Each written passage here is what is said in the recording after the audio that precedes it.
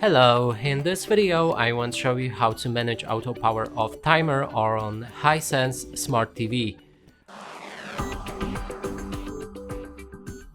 To do this, we'll need to click on the gear icon in the top left corner of the screen, scroll down to the system and enter timer settings.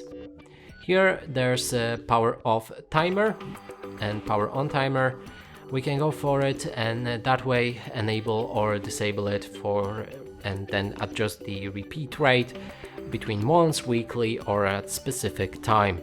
There's also auto sleep mode, which basically turns off your TV and you can switch it between off 3 hours or 4 hours. And that's it for this video. Hope you like it. Please consider subscribing to our channel, leave a like and a comment below.